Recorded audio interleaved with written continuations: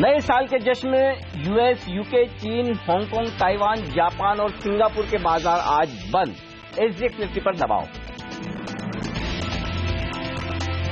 नए साल में प्रधानमंत्री ने सस्ते घरों के लिए किया बड़ा ऐलान। 9 लाख रुपए तक के कर्ज पर 4% और 12 लाख तक के कर्ज पर 3% के ब्याज छूट की घोषणा। आज रियल एस्टेट शेयरों में दिखेगी तेजी। प्रधानमंत्री मोदी के ऐलान के बाद बैंकों ने भी दिया नए साल का तोहफा। एसबीआई ने कर्ज पर ब्याज दरों में करीब 1% की कटौती।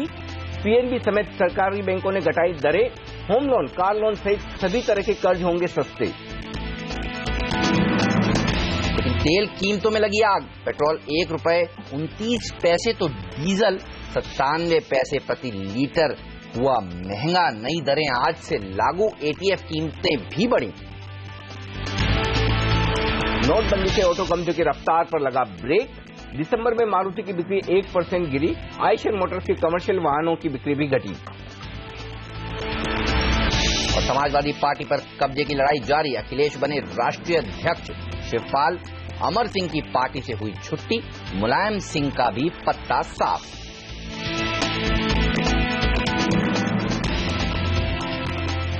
साल का अंत हमने मजबूती के साथ किया और इस साल की शुरुआत भी पूरी मजबूती के साथ करने के आसार हैं। तो बड़ा सवाल है कि आज किस तरह हो आपकी ट्रेडिंग रणनीति। और उससे पहले सीएनबीसी आवाज के सभी दर्शकों को नए साल की बहुत बहुत शुभकामनाएं। हेमंत, आपको भी बहुत बहुत हैप्पी न्यू ईयर। और हमारी तो यही है मनोकामना कि ये जो नया साल है ना, इस साल भी हमारे दर्शक पिछले साल से ज्यादा मुनाफा कमाएं। बिल्कुल, 2017 वाला साल आपके लिए अब तक का फाइनेंशियल वेल्थ बनाने के लिए आज से सबसे बेहतरीन साल हो, ये हमारी शुभकामनाएं। चलिए, और इसमें मदद करते हैं हमारे एक्सपर्ट जो हमारे साथ नए साल के पहले ट्रेडिंग सेशन ही देखिए जुड़ चुके हैं। हालांकि दुनिया भर के बाजार छुट्टी के मूड में है, लेकिन देखिए यहाँ कोई छुट्टी नहीं है। powermywealth.com के फाउंडर और सीईओ संदीप वागले साहब हमारे साथ जुड़ चुके हैं। सर, स्वागत है आपका और हैप्पी न्यू ईयर आपको। मनीलिशियस कैपिटल के अविनाश गुरश्कर जी भी स्टूडियो में आ चुके हैं, बस माइकअप हो रहे हैं। लेकिन सबसे पहले आपको बता दूं, आज कोई ग्लोबल संकेत देखने की जरूरत नहीं है। क्यों? क्योंकि China, Singapore, Hong Kong, Japan, Indonesia, Malaysia, लंबी लिस्ट है, मैं गिना सकता हूं। वियतनाम, हमारे अलावा सब बंद है। बस हाँ, हमारे अलावा सारे मार्केट बंद। ऑस्ट्रेलिया एक और मार्केट देखिए, सब बंद है, छुट्टी के मूड में। तो हम लोग काम कर रहे हैं और कहते हैं ना, जो काम करता है वही पैसा बनाता है। तो हम आपको बताएंगे कहां पर है आज कमाई के मौके। लेकिन आज के मार्केट को किस तरह से आपको ट्रेड करना चाहिए। मोदी जी का बयान सबसे ज्यादा इंपॉर्टेंट है, तो एक काम करते हैं, पहले उनका बयान सुन लेते हैं और उसके बाद बताते हैं आपको कि इस बयान के चलते आज कौन कौन से सेक्टर्स में दिखेगी तेजी। आइए सुनिए उस बयान को। 2017 में घर बनाने के लिए 9 लाख रुपए तक के कर्ज पर ब्याज में 4% की छूट और 12 लाख रुपए तक के कर्ज पर ब्याज में 3% की छूट दी जाएगी। गांव में रहने वाले जो लोग अपने घर का निर्माण करना चाहते हैं या पुराने घर में कोई विस्तार करना चाहते हैं, 1-2 कमरे और बनाना चाहते हैं, ऊपर एक आध नई मंजिल बनाना चाहते हैं, उन्हें 2 लाख रुपए तक के ऋण में 3% ब्याज की छूट दी जाएगी। छोटे कारोबारियों के लिए क्रेडिट गारंटी 1 करोड़ रुपए से बढ़ाकर 2 करोड़ रुपया करेगी। भारत सरकार एक ट्रस्ट के माध्यम से बैंकों को ये गारंटी देती है कि आप छोटे व्यापारियों को लोन दीजिए। चलिए, तो ये है वो क्यू जिसके ऊपर मार्केट की नजर है। देखिए 30 पॉइंट नीचे था सुबह सुबह एसजीएक्स निफ्टी और अब देखिए सुधरता हुआ नजर आ रहा है। तो ग्लोबल क्यूज की आज अहमियत नहीं है, ये क्यू सबसे इंपॉर्टेंट है। तो बताइए कैसा लगा ये जो न्यू ईयर का तोहफा दिया है। 31 दिसंबर को शाम 7:30 बजे के बाद से मुझे लगता है सिंगापुर के ट्रेडर्स छुट्टी मनाने चले गए। उन्होंने प्रधानमंत्री का भाषण सुना नहीं, इस वजह से एसजीएक्स सुबह से नीचे था। और हम यही बात कर रहे थे सुबह 7 बजे के बुलेटिन में भी, अगर इतना नीचे खुले तो इससे बढ़िया बात हो नहीं सकती। क्योंकि 2 बड़ी वजह है। एक तो यह कि प्रधानमंत्री जी ने अपने भाषण में कुछ भी ऐसा नहीं कहा जो एक आम निवेशक को परेशान करने वाला हो या बाजार के लिए कुछ नेगेटिव हो, क्योंकि लोगों को डर यही था कि कहीं कुछ ऐसा ना आ जाए जिससे बाजार का मूड खराब हो, और ये मूड खराब होने का डर आंकड़ों में था भी, जो हम आगे डिस्कस करेंगे। दूसरा, जो कुछ प्रधानमंत्री ने कहा वो एक्चुअली पूरी इकोनॉमी की उन्होंने वो नस पकड़ी है जहां पर सबसे ज्यादा तकलीफ है, real estate.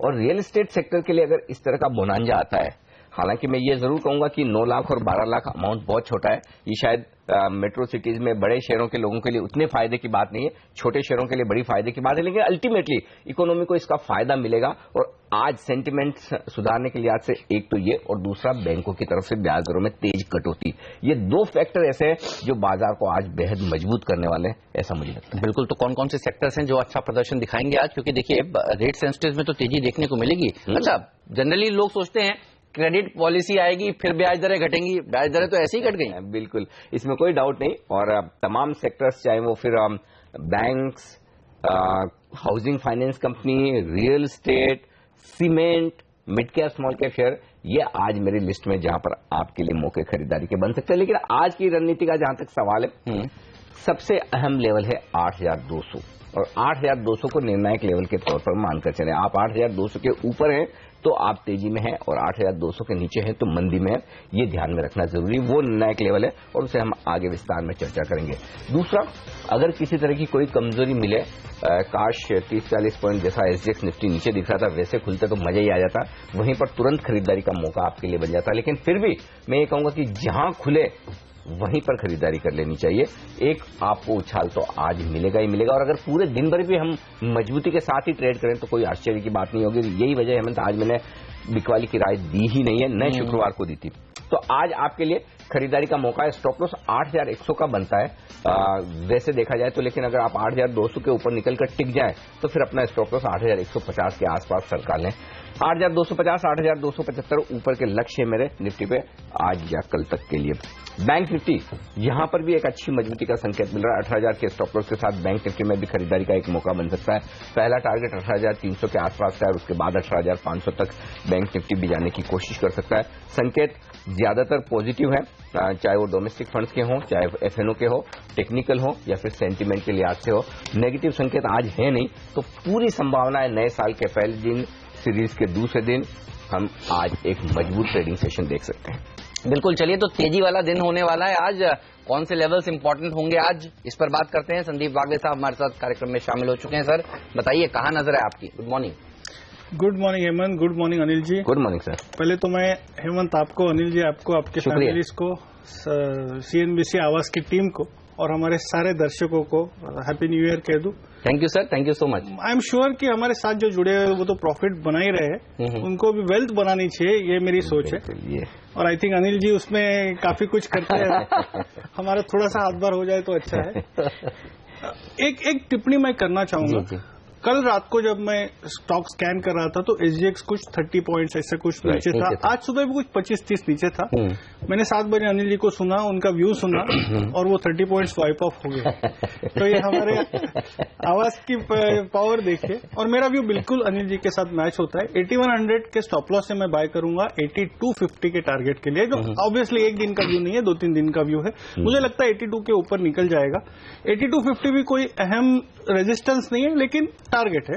Bank Nifty 18,000, 18,450 range है, और मैं सरप्राइज नहीं होऊंगा कि हायर एंड बहुत जल्द टेस्ट होगा। ओके, तो चलिए, तेजी का ही ध्यान रखना चाहिए। अच्छा, ये बताइए, आज सारे लॉन्ग साइड के आइडियाज ही हैं क्या?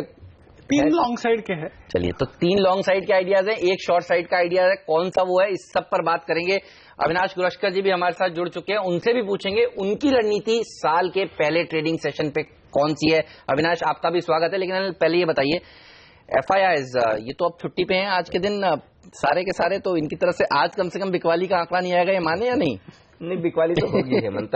ऐसा पता नहीं अभी कब रोकेंगे और किस वजह से रोकेंगे वो समझ में नहीं आ रहा। मेरे ख्याल से रीजन वही है कि जब तक ग्लोबल मार्केट्स में एमर्जिंग मार्केट्स को लेकर थोड़ा मूड खराब है, तब तक शायद बिकवाली ना रोके। लेकिन हमें एक दूसरा आंकड़ा पढ़ना है आज, और जो हम पिछले 3 दिनों से कह रहे हैं, और वो है वायदा कारोबार के आंकड़े। वो काफी मजबूत है। 3,244 करोड़ रुपए की एफएनओ में बाइंग FIIs की तरफ से, तो तेजी तो वहीं से आ रही है। 750 करोड़ के इंडेक्स फ्यूचर्स और 820 करोड़ के स्टॉक फ्यूचर्स। तो अल्टीमेटली FIIs ने क्या किया है, 585 करोड़ के कैश मार्केट में स्टॉक बेचा है, लेकिन उसके सामने स्टॉक फ्यूचर्स 820 का, यानी उससे ज्यादा खरीदा। तो नेट स्टॉक में भी एफआईज की बाइंग, ये कई दिनों बाद पहली बार हुआ है जब नेट स्टॉक्स में बाइंग आई है, दोनों को मिलाकर। साथ में इंडेक्स फ्यूचर्स खरीदे हैं। हाँ, ये जरूर है कि 1500 करोड़ की ऑप्शंस की खरीदारी का आंकड़ा, और जनरली सीरीज की शुरुआत में आप ऑप्शंस में हेजिंग के लिहाज से खरीदारी होते हुए देखते हैं। यहां पर काफी हद तक पुट ऑप्शन एफआईज ने खरीदा, तो ये आंकड़ा उतना पॉजिटिव नहीं है। लेकिन पॉजिटिव क्या है? एक तो तरीका ये कि एफआईज बेचे इंडेक्स फ्यूचर्स को, निफ्टी को, और सामने कॉल खरीदे हेजिंग करने के लिहाज से, उसे मैं नेगेटिव समझता हूं। मैं पॉजिटिव किसे समझता हूं? जब वो इंडेक्स फ्यूचर्स खरीदे और सामने पुट खरीद ले हेजिंग के लिहाज से, तो ये आंकड़ा भी पॉजिटिव है। 1500 करोड़ की जो पुट में खरीदारी हुआ, क्योंकि सामने 750 करोड़ के इंडेक्स फ्यूचर्स खरीदे गए, तो ये आंकड़े साफ तौर पर ये इशारा कर रहे हैं। और मुझे आश्चर्य नहीं होगा हेमंत, थोड़ा बोल्ड कॉल हो सकता है ये, लेकिन अगर इसी तरह के आंकड़े 1-2 दिन और आ जाए, क्योंकि सीरीज के अंत में हमने देखा, सीरीज के पहले दिन देखा, तो कोई बड़ी बात नहीं कि कैश मार्केट में भी अब आपको 1-2 दिन में खरीदारी का आंकड़ा आता हुआ नजर आए।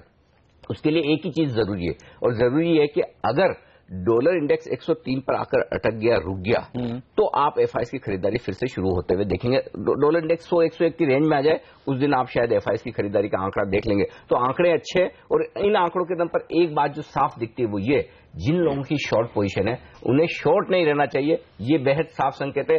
खरीदने की आपकी हिम्मत है या नहीं वो अलग बात है, लेकिन मंदी का बाजार नहीं है, ये इन आंकड़ों में साफ नजर आ रहा है। बिल्कुल, तो ब्रेकआउट की तैयारी हो रही है, तो आपको ध्यान रखना चाहिए लॉन्ग साइड पर ही। कौन से वो स्टॉक्स हैं जो आपको पैसा बनाकर दे सकते हैं तेजी के साथ अगर आप चलें? तो वागले साहब से बेटर कौन बता सकता है? सर बताइए, अपने कम से कम 2 टॉपिक्स तो दे ही दीजिए यहाँ पे। हेमंत, मैं पहले तो अरविंद के साथ जाना चाहूंगा। Okay. फ्राइडे को ओपन इंटरेस्ट भी अच्छा था, पैटर्न भी पॉजिटिव था, सारे मोमेंटम इंडिकेटर्स पॉजिटिव थे। तो 345 के स्टॉप लॉस से बाय करें फॉर अ टारगेट ऑफ 369, 1 या 2 दिन का व्यू है।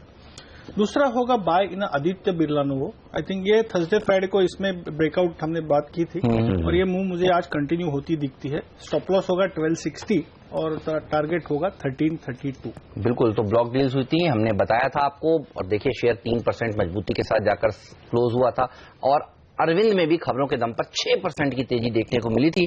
शुक्रवार के सेशन में ये तेजी जारी रह सकती है। अब बचे एक सेल का आइडिया और एक बाय का आइडिया, वो हम पूछेंगे कुछ ही देर में वागले साहब से। लेकिन एफएनओ से किस तरह के संकेत मिल रहे हैं? आपसे मैंने शुक्रवार को ये पूछा था कि 8000 और 8200 पहले क्या जाएगा, तो आपने कहा था 8200, और 81-85 का हाई भी हमने देखा समाप्ति होती हुई नजर आई थी।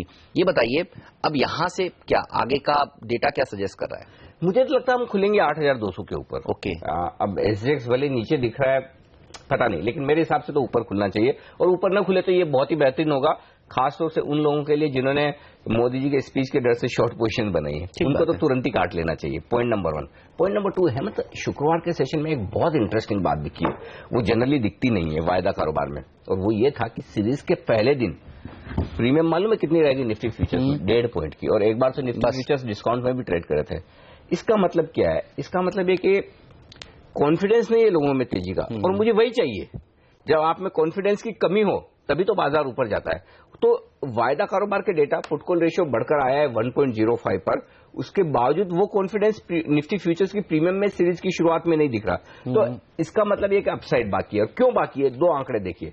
बैंक निफ्टी 1 लाख शेयर वहां पर ऐड हुए हैं, निफ्टी 10 लाख शेयर जुड़े हैं। इसका मतलब साफ है कि सीरीज के पहले दिन तेजी की पोजीशन बनी है बड़े इन्वेस्टर्स की तरफ से, जिनमें आप एफआईएस को रख सकते हैं, क्योंकि एफआईएस की तरफ से इंडेक्स फ्यूचर्स में खरीदारी हुई और ओपन इंटरेस्ट बढ़कर आया है। तो ये संकेत साफ तौर पर दिखा है कि तेजी की पोजीशन बनी है। अब दूसरा, आज के लिए जो 8200 का लेवल निर्णायक तौर पर चुना, शुक्रवार को भी हमने कहा कि बाजार ऐसा लग नहीं रहा कि 8200 के पार निकलेगा शुक्रवार का, और 8197 शुक्रवार का हाई था। क्यों आज निर्णायक है? अभी भी हाईएस्ट ओपन इंटरेस्ट कॉल्स में 8200 पर है, और वो है 43 लाख शेयरों का। अब होगा क्या? हम कहीं कहीं खुलेंगे 8200 या उसके आसपास, या थोड़ा नीचे हो सकता है। वो खुलने के बाद ये लेवल रस्साकशी वाला होगा। तेजी करने वाले ट्रेडर्स चाहेंगे कि एक बार 8200 के ऊपर निकलकर टिके, तो मंदी करने वाले ट्रेडर्स को डर रहेगा, क्योंकि आज उन्हें न तो ग्लोबल मार्केट से सहारा मिलने वाला है, न एफआईएस की तरफ से बिकवाली का बड़ा दबाव बनने वाला है, ऊपर से सेंटीमेंट पॉजिटिव होता हुआ दिख रहा है। तो जैसे ही आप 8200 के ऊपर टिकेंगे, तुरंत शॉर्ट कवरिंग आते हुए दिखेगी, और वो शॉर्ट कवरिंग आसानी से निफ्टी को 40-50 पॉइंट ऊपर ले जा सकती है। तो वो दिन में ही आपको मिल जाएगा। 8200 पर टिक गए तो 8250 तो आज पक्का आना ही आना है। हो सकता है 8275 तक भी आप पहुंचने की कोशिश करें।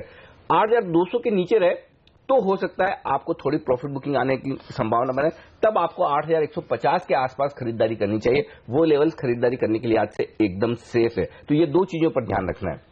12 लाख शेयर पुट में ऐड हुए हैं 8,200 पर शुक्रवार को, और ये बहुत बड़ी बात है कि 8,200 नहीं छुआ, उसके बावजूद पुट में इतना एडिशन हुआ है, और सामने कॉल पर भी 5 लाख शेयर जुड़े। तो कहीं न कहीं 8,200 ये तेजी और मंदी करने वाले दोनों ट्रेडर्स इस लेवल को बहुत अहमियत के तौर पर मानकर चल रहे हैं। और मुझे लगता है फिर से आज आपके पूछे वगैरह बता दूं, ज्यादा संभावना यही है और 75-80% चांसेस है कि हम 8,200 के पार निकल कर जो आप कह रहे हैं 8,275 ना 8,260 200 दिन का डिले मूविंग एवरेज है, उसके ऊपर निकलेंगे ना तो बेयर्स बहुत अनकंफर्टेबल होने। हाँ, तो अब ये अगला टारगेट 8,250-275 का है, जो निफ्टी पर आज या कल में आ जाना चाहिए। वाह, चलिए, तो ध्यान तो तेजी का ही रखना है आपको और बने रहना है सीएनबीसी आवाज के साथ, क्योंकि हम ही आपको यहाँ बताने वाले हैं कौन से स्टॉक्स में दिखेगी तेजी। एक बात तो पक्की है, ये जिस स्पीड से एसजीएक्स निफ्टी रिकवर हो रहा है ना, ये कुछ ही देर में हरे निशान में भी आपको दिखेगा।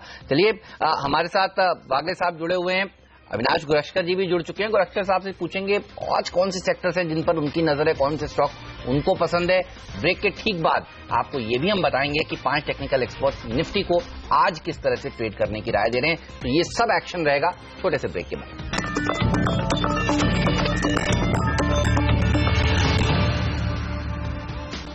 स्वागत है आप सभी का सीएनबीसी आवाज पर। आप देख रहे हैं मार्केट काउंटडाउन। वक्त हो गया अब ये जानने का कि 5 टेक्निकल एक्सपर्ट्स आज निफ्टी को किस तरह से ट्रेड करने की राय दे रहे हैं। और देखिए, मानव चोपड़ा पहले एक्सपर्ट, और ये कह रहे हैं कि तेजी का ध्यान रखना चाहिए। वाह, क्या टारगेट है, 8,300 का देखिए कह रहे हैं लक्ष्य, 8140 का स्टॉप लॉस भी रखें। लेकिन विकास सालुंखे की राय है बिक वाली की, 8,240 पर वो लगाना चाहते हैं स्टॉप लॉस, और शॉर्ट करके 8,100 पर अपनी पोजीशन को करेंगे कवर। तो राकेश बंसल जी आरके ग्लोबल के देखिए ये भी कह रहे हैं तेजी ही होगी आज, 8,260 जो 200 दिन का डेली मूविंग एवरेज भी है निफ्टी का, ये इनका टारगेट, 8110 का स्टॉप लॉस भी जरूर रखना चाहिए। ओके, और पुनीत किंद्रा भी खरीदारी करना चाहते हैं, स्टॉप लॉस उनका भी सेम है 8,110 का। 2 लक्ष्य उन्होंने चुने हैं, 8,240 और 8,260। और बुलिश हैं विवेक गुप्ता भी, ये भी कह रहे हैं कि तेजी का ही ध्यान रखिए, 8,230 तक जा सकता है निफ्टी, 8,100 का स्टॉप लॉस भी रखिए। तो 5 में से 4 एक्सपर्ट हैं मार्केट्स पर बुलिश और एक बेयरिश। और इन सबकी राय के मुताबिक आप अगर रेंज निकालना चाहें तो एक साफ दिख रहा है, नीचे 8,100 और 8,150, ये 50 पॉइंट की रेंज है, अहम सपोर्ट।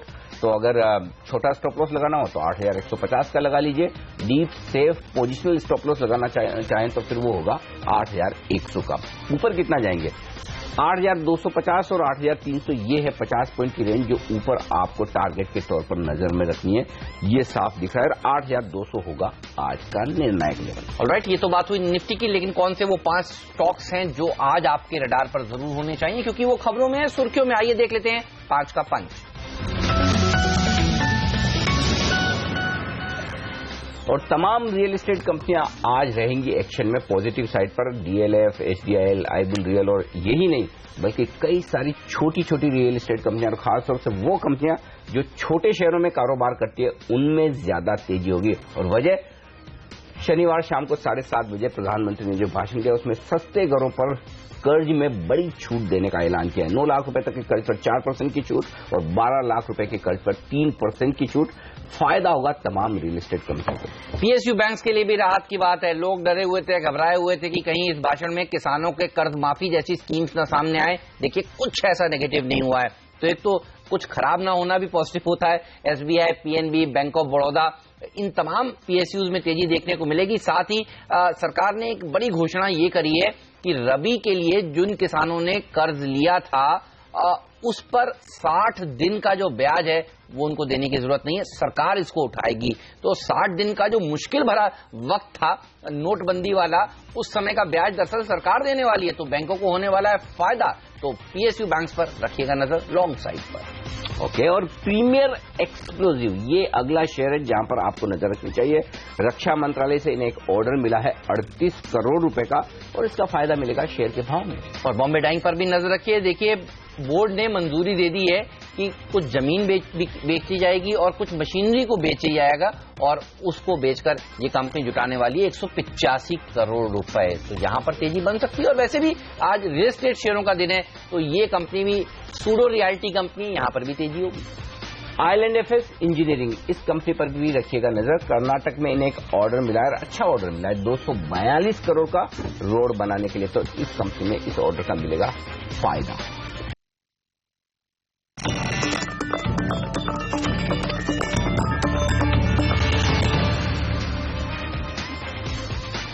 स्वागत है आप सभी का CNBC आवाज पर। आप देख रहे हैं मार्केट काउंटडाउन, और ब्रेक से पहले हमने आपको बताया टॉप 5 स्टॉक्स, एक्सपर्ट्स की राय निफ्टी पर। लेकिन पूछते हैं अब अविनाश से कि वो आज कौन से सेक्टर्स पर सबसे ज्यादा बुलिश हैं और कौन से स्टॉक्स उनको पसंद है ट्रेडिंग के लिहाज से।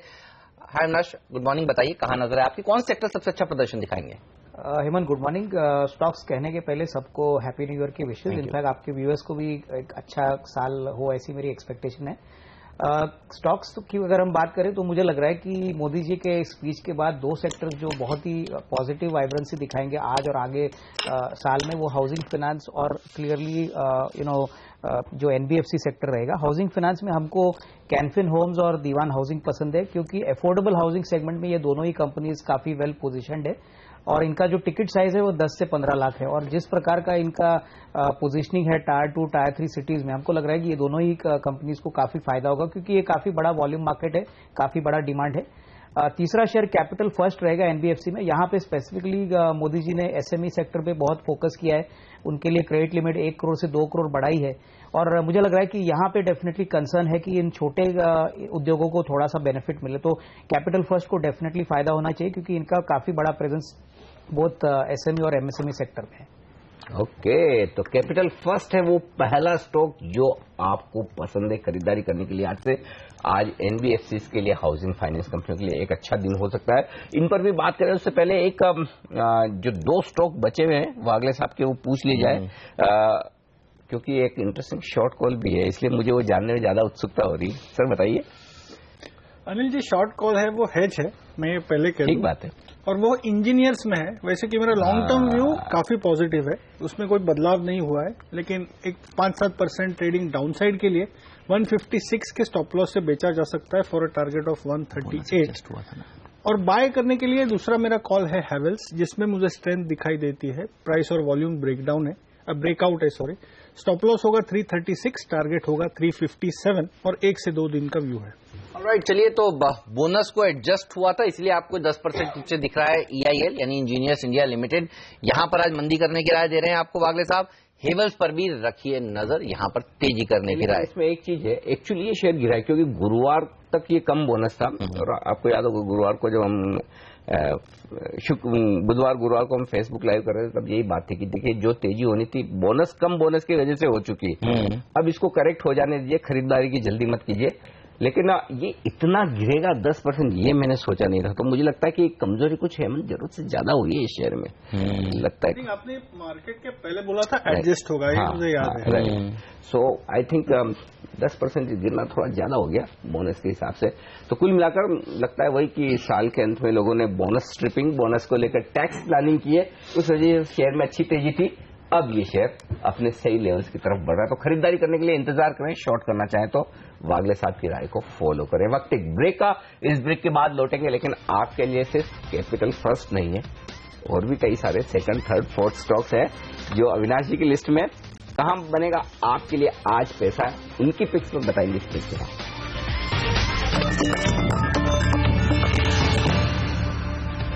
स्वागत है आप सभी का CNBC आवाज पर। देखिए, प्रधानमंत्री नरेंद्र मोदी जी के भाषण के बाद बैंकों ने ब्याज दरें घटा दी हैं, और इस घटी हुई ब्याज दरों के बाद ब्रोकरेज हाउसेज का क्या व्यू है, कौन से सेक्टर स्टॉक्स अच्छा प्रदर्शन दिखाएंगे, ये बताने के लिए नियति हमारे साथ जुड़ चुकी है। नियति, बताइए नए साल पर ब्रोकरेज हाउसेज क्या कह रहे हैं? बैंक्स और ऑटो स्पेक्स आज एक थीम है, और लेंडिंग रेट कट पे स्पेशली आज ब्रोकरेजेस आई हैं। मारुति, जिसने अपने सेल्स के नंबर्स भी पेश किए, वो डिसअपॉइंटमेंट हाथ लगा है, क्योंकि डिमोनेटाइजेशन का इम्पैक्ट देखने को मिला है, और ये ब्रोकरेजेस अंदाजा लगा के ही चल रहे थे। लेकिन JP मॉर्गन कह रहा है कि ये जो लेंडिंग रेट कट है वो सबसे ज्यादा फायदेमंद होगा ऑटो की डिमांड को वापस से रिवाइव करने के लिए। रेट कट पॉजिटिव होगा, क्योंकि 70% ऑटो सेक्टर यहाँ पे फाइनेंस होता है। ओवरवेट का कॉल दे रहे हैं। 6,300 का इनका लक्ष्य है। 18% के अपसाइड के लिए ये आपको निवेश करने की सलाह दे रहे हैं 12 महीने के दौरान। जेफरीज मान के चल रहा है कि पीएसयू बैंकों का रेट कट एक्सपेक्टेड था। जिस तरह से कासा डिपॉजिट इनफ्लो बेहद बड़े पैमाने पे बढ़ा है, लेकिन इतना बड़ा एक्सटेंट आएगा, इतना बड़ा कट आएगा, करीब 1% का जिस तरह से एसबीआई ने दिया है, वो थोड़ा सा सरप्राइजिंग था। डिमोनेटाइजेशन के बाद ये थोड़े से कमजोर ग्रोथ आउटलुक पर कॉशियस है और इसी के चलते अभी फिलहाल ये अपने बैंकिंग सेक्टर पे कह रहे हैं कि थोड़ा सा कॉशियस स्टैंस इनका मेंटेन्ड है, यानी ये सतर्क है अभी। लेकिन ये मान के चल रहे हैं कि एमसीएलआर के जो कट्स हैं वो निम्स का डाइल्यूशन नहीं करेंगे। इनके टॉप ये ब्रॉडली पॉजिटिव है कॉर्पोरेट बैंक्स पर मीडियम टर्म के लिए, और इनके टॉप पिक्स निजी बैंकों में ICICI bank, axis bank, HDFC bank शामिल हैं और पीएसयू बैंकों में एसबीआई में ही आपको निवेश करने की सलाह दे रहा है। मैक्वायरी भी कॉशियस है बैंकिंग सेक्टर पर। पीएसयू बैंकों पर थोड़ा सा दबाव लंबे समय तक खिंच सकता है। ग्रॉस एनपीएस करंट लेवल से बेस केस के सिनेरियो में और थोड़े बढ़ सकते हैं, लेकिन एचडीएफसी बैंक, येस बैंक और इंडसइंड बैंक में आपको निवेश करने की साफ तौर पे सलाह दे रहे हैं। सीएलएस से मान रहा है कि एसबीआई का जो रेट कट है वो नेगेटिव हो सकता है मार्जिन्स पर, लेकिन ये इंस्ट्रूमेंटल लोन्स पर अप्लाई करते हैं, इसलिए बहुत ज्यादा फर्क नहीं पड़ेगा। ये मान के चल रहे हैं कि इनफैक्ट बॉन्ड मार्केट से रीगेन करेगा कुछ एक शेयर, और ये मान के चल रहे हैं कि जो कासा डिपॉजिट का इनफ्लो हुआ है उससे और रेट में कटौती हो सकती है। सिर्फ 5 बेसिस पॉइंट का एक निम्स पर इम्पैक्ट आ सकता है, जो कि FY18 की अर्निंग्स पे 4% का इम्पैक्ट डालेगा। सबसे ज्यादा फायदा अगर फाइनेंस सेक्टर में किसी को होगा तो वो होगा हाउसिंग फाइनेंस कंपनियां और एनबीएफसीज, क्योंकि इनके कॉस्ट ऑफ फंड्स में शार्प फॉल आएगा, यानी गिरावट होगी। इसलिए आपको यहां पे नजर रखनी चाहिए। एनबीएफसीज को सबसे ज्यादा फायदा देख रहा है दिग्गज brokerage house firm CLSA.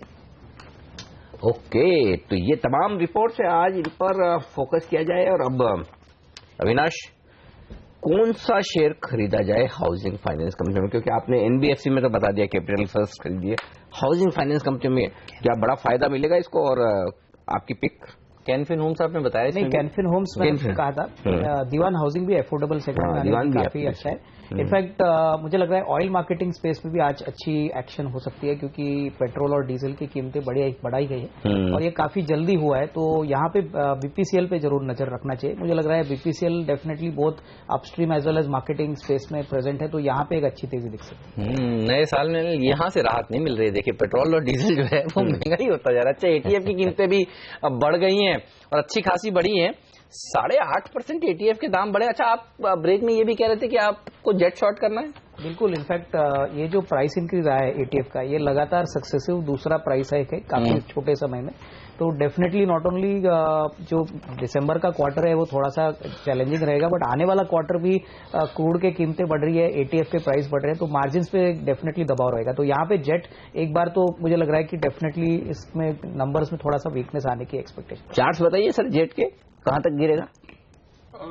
Anil ji, pattern तो बेरिश है, लेकिन पिछले 3 हफ्तों से एक साइडवेज कंसोलिडेशन में चल रहा है। तो थोड़ा सा अगर बाउंस बैक मिलता है तो मैं ज्यादा कंफर्टेबल रहूंगा। ये कहना नहीं चाहता कि बाउंस बैक आएगा, मुश्किल है ना। हाँ, मुश्किल है, लेकिन मुझे 336, 330 ये रेंज में काफी सपोर्ट दिखता है, जो इतने इजीली ब्रेक नहीं होगा। तो लंबी डाउनसाइड मूव मैं एक्सपेक्ट नहीं कर रहा हूँ। ओके, वैसे भी 6 महीने में 40% का करेक्शन इसमें देखा जा चुका है। कच्चा तेल जिस तरह से दौड़ लगा रहा है, जेट अंडर परफॉर्म कर रहा है, खराब प्रदर्शन दिखा रहा है। इस स्टॉक पर भी रखिएगा नजर, और आज दूसरी एविएशन कंपनियों पर भी नजर रहेगी, स्पाइस जेट और इंटर ग्लोब पर भी साथ ही रखिएगा नजर। लेकिन अब हमारे 2 एक्सपर्ट और हमारे साथ शामिल हो चुके हैं, गौरव बिस्सा साहब और मानस जायसवाल जी। आप दोनों का स्वागत है और आप दोनों को नए साल की ढेरों शुभकामनाएं।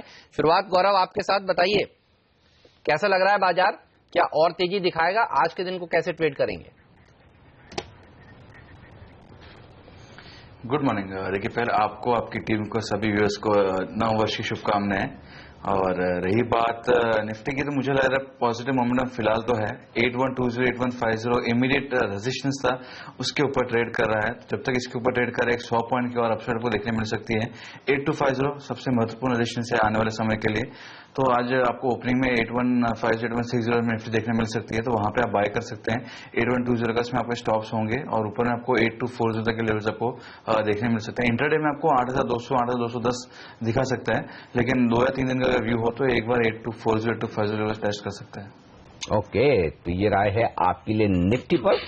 और इस बीच आज की सबसे बड़ी खबर पर करते हैं फोकस। बैंक्स ने ब्याज दरों में तेज कटौती की है और इसका क्या कुछ असर पड़ने वाला है, इसी पर बातचीत करते हैं। हमारे साथ कार्यक्रम में शामिल हो रहे हैं यूनियन बैंक के सीएमडी अरुण तिवारी साहब। तिवारी साहब, स्वागत है आपका सीएनबीसी आवाज पर। क्या वजह है आपने और तमाम बैंक्स ने बड़ी तेजी से ब्याज दरें काटी है? देखिए, बड़ा साफ सुथरा कारण है उसका कि अगर आपके पास इतनी सारी लिक्विडिटी एक साथ इतने कम समय में आ जाए, जिस पे आपको मिनिमम 4% तो ब्याज देना ही है, तो आपके पास चारा क्या है? ब्याज दर कम कीजिएगा, डिमांड बढ़ाइएगा, इन्वेस्टमेंट बढ़ाइएगा। So it's a full circle जो बैंकों ने एक मतलब यूनियन बैंक ने या 2-3 बैंकों ने मैंने और देखा जो रेट कट किए हैं, और मेरा ऐसा मानना है इससे डिमांड भी बढ़ेगी। जो रिटेल बोरोवर है, हाउसिंग लोन वाला या दूसरे रिटेल लोन वाला, उसको भी फायदा होगा। अच्छा सर, आप क्या उम्मीद कर रहे हैं कि आपके जो कॉम्पिटिटर्स हैं, खासतौर पर प्राइवेट सेक्टर बैंक्स के लोग, वो भी ब्याज दरें घटाएंगे, या आपको लगता है कि क्योंकि पीएसयू बैंकों में ज्यादा पैसा आया था तो वहां पर ब्याज दरें ज्यादा सस्ती होंगी? और मेरा दूसरा सवाल इसी से जुड़ा हुआ ये है कि क्या इससे आपको मार्केट शेयर गेन करने में फायदा होगा? आपने जो दोनों चीजें पूछी, देखिए जो प्राइवेट सेक्टर या पब्लिक सेक्टर की बात नहीं है, जिसके पास जितना पैसा आया, जितनी सरप्लस लिक्विडिटी ज्यादा थी, उस हिसाब से वो रेट कम करेगा। रेट कम होंगे, बट इसके कितने कम होंगे वो दूसरा प्रश्न है। और दूसरी जो बात आपने कही कि मार्केट शेयर की, देखिए मैं बोरोवर के पॉइंट ऑफ व्यू से अगर बात करूं, आपने या मैंने कहीं से लोन ले रहा है, जहां से सस्ता मिल रहा है वहीं से आप लोन लेने जाएंगे, तो जो इंक्रीमेंटल डिमांड है वो जिसका रेट जितना ज्यादा कम होगा उसके यहां से होगा, तो नेचुरली मार्केट शेयर बढ़ेगा भी। और इसके दो फायदे होंगे। नंबर एक तो लोन साइड में आपका मार्केट शेयर बढ़ा, और दूसरा जो आपके पास सरप्लस लिक्विडिटी थी जिसपे आप मिनिमम 4% ब्याज दे ही रहे थे, वो एक इंटरेस्ट आउट को आपने न्यूट्रलाइज कर दिया। लेकिन साथ ही एक जो डर बताया जा रहा है, हम तमाम ब्रोकरेज रिपोर्ट्स जो पढ़ रहे हैं, वो ये कह रहे हैं कि कदम तो अच्छा है, लेकिन आपके नेट इंटरेस्ट मार्जिन पर इसका नेगेटिव असर पड़ेगा। कुछ अंदाजा दे सकते हैं कितना असर नेगेटिव पड़ेगा, मार्जिन में कितनी कमी हो सकती है इसके चलते? ये देखिए, मैं आपको एक बात बताऊं, अब आप ये सोचिएगा हम लोग इंटरेस्ट रेट अगर कम नहीं करते तो 4% का तो वो घाटा ही था मिनिमम जो हमें सेविंग्स रेट में देना पड़ता, सेविंग्स पे ब्याज देना पड़ता। तो आपने उसको न्यूट्रलाइज किया। तो मैं अगर आपको ये जो नेट इंटरेस्ट इनकम की आप बात कर रहे हैं, वो तो उसमें नेट आउट को ही होता, इंटरेस्ट इनकम की तो बात ही नहीं है। अच्छा सर, एक और बात बताइए, प्रधानमंत्री नरेंद्र मोदी जी ने जो अपने भाषण में कहा कि रबी की फसल के लिए जो किसानों ने कर्ज लिया था, 60 दिन का ब्याज जो है वो किसानों को देने की जरूरत नहीं है, सरकार देगी। ये आप जैसे बैंक्स के लिए कितना फायदेमंद है? देखिए, अगर वो देगी सरकार तो सारे किसानों के एक तबके को देगी, तो वो फायदा है, वो सबका फायदा है। अभी ये क्योंकि वो परसों रात की बात है, कल छुट्टी थी, तो उसकी कैलकुलेशन या गणना अभी तक नहीं हो पाई। क्योंकि पहले बात चल रही थी कि नोटबंदी के चलते कई लोग पैसा वापस दे नहीं पा रहे थे बैंकों को, और अब 60 दिन का जो पीरियड है उसका सरकार दे रही है। तो मोटा मोटी तो समझ में आ रहा है कि अगर कोई डिले हो रहा होता ईएमआई पर लोगों के, तो वो अब बैंक को सरकार आश्वासन दे रही है। तो ये आपसे यही समझना चाहता हूँ, आपके लिए कितने फायदे की बात है? ईएमआई तो सब मेरा फायदा घाटे की बात नहीं है। ईएमआई तो जो बोरोवर है वही देगा, बट उसका जो ब्याज है जिस कारण से डिले हुआ वो ईएमआई पे करने है, वो सरकार देगी।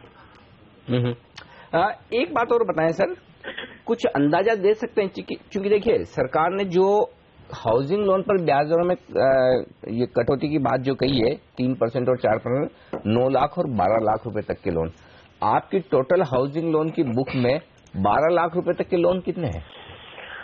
देखिए, मैं आपके इस प्रश्न के जवाब का मेरे पास इस टाइम तो जवाब नहीं है, बट जितने भी पब्लिक सेक्टर बैंक हैं, एक सब बड़ा सा नेचुरल कारण है कि जो 9 लाख या 12 लाख की आप बात करते हैं, वो अधिकतर आपको रूरल सेमी अर्बन एरिया में, देखिए रूरल में तो बहुत सस्ते मिल जाते हैं, सेमी अर्बन और अर्बन एरिया में मिलेंगे, जहां पर राष्ट्रीयकृत बैंकों की शाखाएं ज्यादा हैं।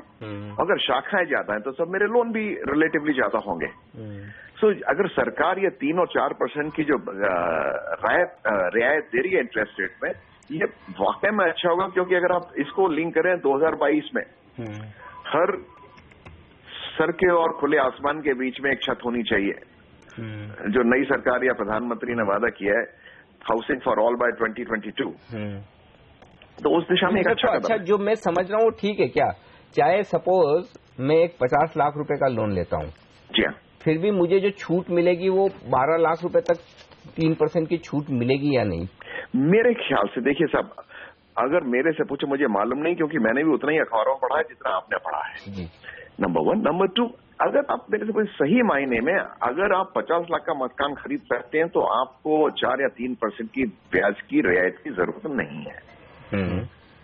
ओके, तो मतलब लोन का अमाउंट 12 लाख के ऊपर होगा तो इस बात मेरे ख्याल से नहीं होना चाहिए। ओके, तो फिर इसका मतलब ये हुआ कि काफी लिमिटेड लोगों को इसका फायदा मिला। मैं साहब इसे दूसरी तरह से बोलूंगा, देखिए साहब, हम वही उदाहरण लेते हैं 50 लाख वाला, कि 12 लाख में मतलब हम उस तबके की बात कर रहे हैं कि जिसकी आज की तारीख में वो कुव्वत नहीं है। तो फायदा सबसे ज्यादा किसानों को ग्रामीण इलाकों में सबसे ज्यादा होने वाला है, एक बात तो साफ समझ में आ रही है। अच्छा तिवारी जी, ये बताइए कि अब कर्ज तो सस्ता हो गया, डिपॉजिट के रेट भी यहां से घटेंगे, कितने घटेंगे ये समझाइए। मेरे ख्याल से इस महीने से डिपॉजिट के रेट भी कम से कम 30, मतलब अलग अलग बकेट्स में जो होती हैं 7 से 14 दिन, 14 से 31 दिन, 31 दिन, अलग अलग बकेट्स में अलग अलग फर्क आएगा, और मेरे ख्याल से 20, 30, 40 बेसिस पॉइंट तक कम होने चाहिए। अच्छा सर, एक जाने से पहले आपसे आखिरी सवाल ये कि आप क्योंकि कह रहे हैं कि काफी पैसा आया है नोटबंदी के बाद बैंक के सिस्टम में, एक अंदाजा दें कि 8 नवंबर के पहले इस साल आपको कितनी डिपॉजिट्स मिली थी, और 8 नवंबर से लेकर अब तक ये 50 दिनों में कितनी डिपॉजिट्स आई, कुछ फिगर है आपके पास? नहीं सर, ऑफ हैंड मेरे को फिगर नहीं बता पाऊंगा आपको। कोई बात नॉट दैट कि मैं बताने नहीं चाह रहा, बट ऑफ हैंड में कोई ऐसी याद नहीं। अच्छा सर, एक आखिरी सवाल आपसे ये है कि राहत तो आपको भी मिली होगी, क्योंकि बाजार में काफी लोग चिंतित हो गए थे कि पता नहीं कहीं किसानों के कर्ज माफी से रिलेटेड कोई घोषणा ना हो जाए, तो आप काफी राहत महसूस कर रहे थे इस स्पीच के बाद? देखिए साहब, आप जितनी भी घोषणाएं देखें पिछले 2, 2.5, 3 साल की, ऐसा कुछ नहीं घोषणा की गई जो राष्ट्र के हित में नहीं हो। अगर वो आपको भरोसा है कि जितनी भी घोषणाएं होंगी वो राष्ट्र के हित में होंगी, तो फिर डर का एहसास क्यों? तिवारी जी, एक और बात बताएं, क्या 2017 में और आपको अंदाजा है ब्याज दरों में और कटौती करेंगे आप? देखिए साहब, जो आज की तारीख का फॉर्मूला है, जैसे जैसे मेरी रॉ मटेरियल, जो कि आपका डिपॉजिट मेरे पास है, वो मेरा रॉ मटेरियल है, अगर उसकी कॉस्ट कम होती है तो मेरी ब्याज दर भी जो लोन के लिए, अग्रिम के लिए, वो भी कम होती है। बहुत बहुत शुक्रिया सर आपका हमारे लिए वक्त निकालने के लिए और पूरी बातचीत हमारे दर्शकों के साथ करने के लिए। तो ये थे अरुण तिवारी साहब, CMD union bank of India के, और उनका साफ तौर पर कहना है कि नोटबंदी के बाद जो इतना पैसा बैंकिंग सिस्टम में आया है, जिन पर उन्हें सेविंग बैंक में भी ब्याज देना पड़ रहा था 4% का, उसकी कॉस्ट कम करने के लिहाज से उन्होंने ब्याज दरों में ये कटौती की है। ये भी कह रहे हैं कि डिपॉजिट जो है ना, वो अब उस पर भी लोन जो रेट है वो घटने वाला है, तो लोगों को हम पहले भी अनिल याद है कह रहे थे कि सही समय है, अभी एफडी करा लीजिए। तो पहले हुआ ये है कि एसबीआई ने अपनी बल्क डिपॉजिट रेट यानी कि 1 करोड़ से ज्यादा की जमाओं पर उन्होंने ब्याज दरों में कटौती की, और अब होगा ये कि शायद यही फैसला आपको छोटी डिपॉजिट पर ही आता दिखे। तो आज सबसे पहले तो 9 बजे जब बॉन्ड मार्केट खुलेंगे तो उसका एक्शन हम बताएंगे कि 10 साल का बॉन्ड जो 6.52% यील्ड पर ट्रेड कर रहा था शुक्रवार को, वो कितना और बॉन्ड यील्ड कम होता है, और दूसरा क्या आपको तुरंत अब एफडी में पैसा लगा लेना चाहिए अगर आप लगाना चाहते हैं। तो ये बड़े मुद्दे लेंगे। एक छोटा सा ब्रेक और इस ब्रेक के बाद लौटेंगे, बातचीत हमारी होगी और बहुत सारे ढेर सारे स्टॉक्स पर। हमारे एक्सपर्ट्स हमारे साथ हैं, आप भी बने।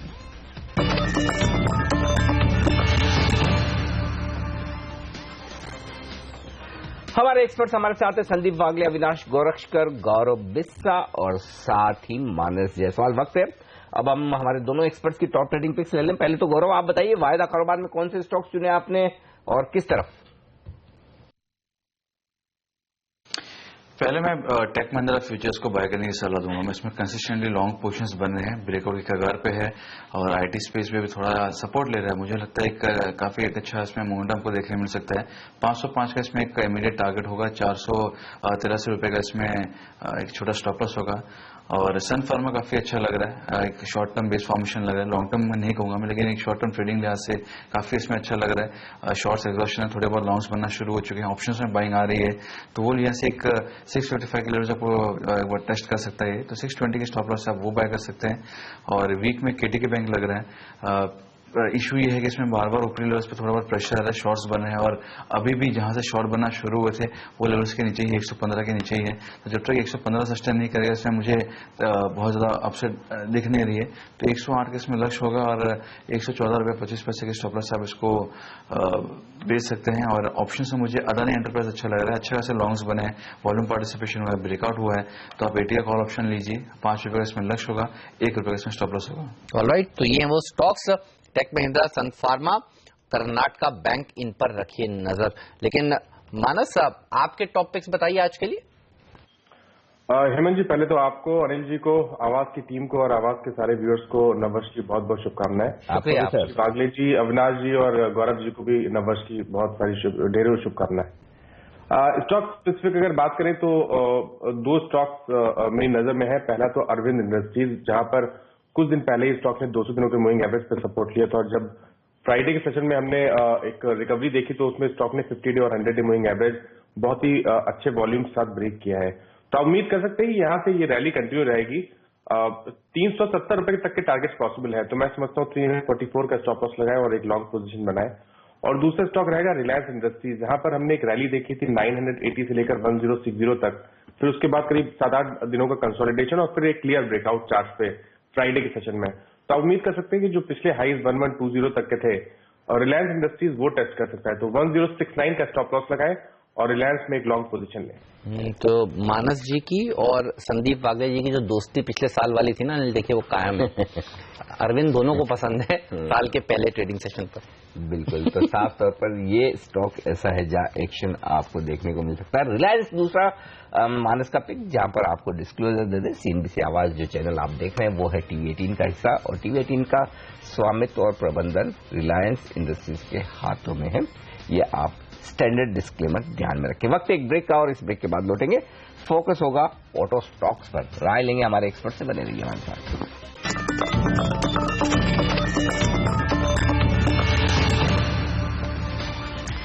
स्वागत है आप सभी का सीएनबीसी आवाज पर। जी हाँ, हमारे एक्सपर्ट्स हमारे साथ हैं, संदीप वागले साहब, अविनाश कुरश्कर जी, गौरव बिस्सा साहब और मानस जायसवाल जी भी हमारे साथ मौजूद हैं। और अब बात करते हैं ऑटो कंपनियों के बिक्री के आंकड़ों की।